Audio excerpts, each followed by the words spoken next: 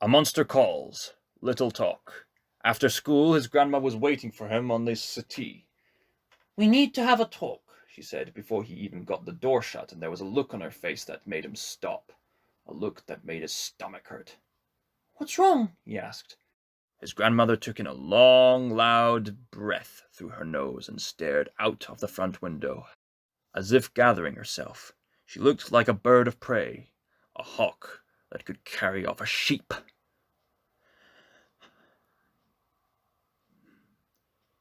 Your mother has got to go back to the hospital, she said. You're going to come and stay with me for a few days. You'll need to pack a bag. Connor didn't move. What's wrong with her?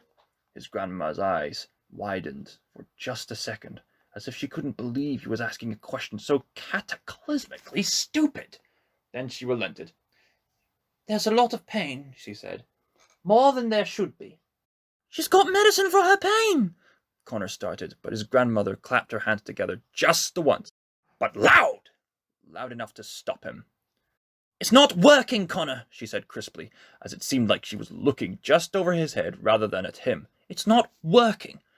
What's not working? His grandma tapped her hands together lightly a few more times, like she was testing them out or something.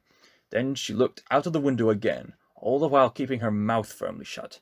She finally stood, concentrating on smoothing down her dress. Your mum's upstairs, she said. She wants to talk to you. But your father's flying in on Saturday. He straightened up. Dad's coming? I've got some calls to make, she said, stepping past him and out of the front door, taking out her mobile. Why's Dad coming? He called after her. Your mum's waiting, she said, pulling the front door shut behind her. Connor hadn't even had a chance to put down his rucksack. His father was coming. His father! From America! Who hadn't come since the Christmas before last! Whose new wife always seemed to suffer emergencies at the last minute that kept him from visiting more often, especially now that the baby was born. His father, who Connor had grown used to not having around as the trips grew less frequent and the phone calls got further and further apart. His father was coming. Why? Connor? He heard his mum call. She wasn't in her room.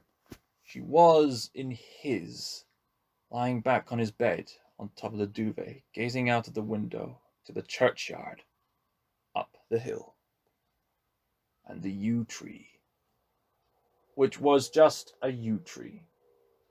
Hey, darling, she said, smiling at him from where she lay, but he could tell by the lines around her eyes that she really was hurting like he'd only seen her hurt once before. He'd had to go into hospital then as well, and hadn't come out for nearly a fortnight. It had been last Easter, and the weeks at his grandma's had almost been the death of them both. What's the matter? He asked. Why are you going back to hospital? She patted the duvet next to her, to get him to come and sit down. He stayed where he was. What's wrong? She still smiled, but it was tighter now, and she traced her fingers along the threaded pattern of the duvet, grizzly bears that Connor had outgrown years ago. She had tied her red rose scarf around her head, but only loosely, and he could see her pale scalp underneath. He didn't think she'd even pretended to try on any of his grandma's old wigs. I'm going to be okay, she said. I really am. Are you? He asked. We've been here before, Connor, she said. So don't worry. I felt really bad, and I've gone in, and they've taken care of it. That's what will happen this time. She patted the duvet cover again. Won't you come and sit down next to your tired old mum? Connor swallowed, but her smile was brighter, and he could tell it was a real one.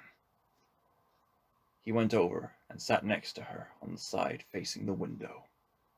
She ran her hand through his hair, lifting it out of his eyes, and he could see how skinny her arm was, almost like it was just bone and skin. Why is Dad coming? He asked.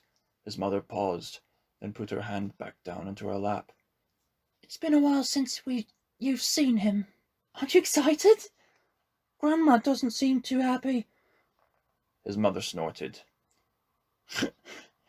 Well, you know how she feels about your dad. Don't listen to her. Enjoy his visit. They sat in silence for a moment. There's something else, Connor finally said. Isn't there? He felt his mother sit up a little straighter on her pillow. Look at me, son, she said gently. He turned his head to look at her, though he would have paid £1,000,000 not to have to do it. This latest treatment's not doing what it's supposed to, she said. All that means is they're going to have to adjust it. Try something else. Is that it? Connor asked. She nodded. That's it. There's lots more they can do. It's normal. Don't worry. You sure? I'm sure. Because... And here Connor stopped for a second and looked down at the floor. Because you could tell me, you know? And then he felt his arms around him. Her thin, thin arms that used to be so soft when she hugged him. She didn't say anything. She just held on to him. He went back to looking out of the window, and after a moment his mum turned to look too. That's a yew tree, you know, she finally said. Connor rolled his eyes. Not in a bad way. Yes, Mum, you've told me 100 times. Keep an eye on it for me while I'm away, will you? She said. Make sure it's still here when I get back. And Connor knew this was her way of telling him she was coming back. So all he did was nod, and they both kept looking out at the tree, which stayed a tree, no matter how long they looked.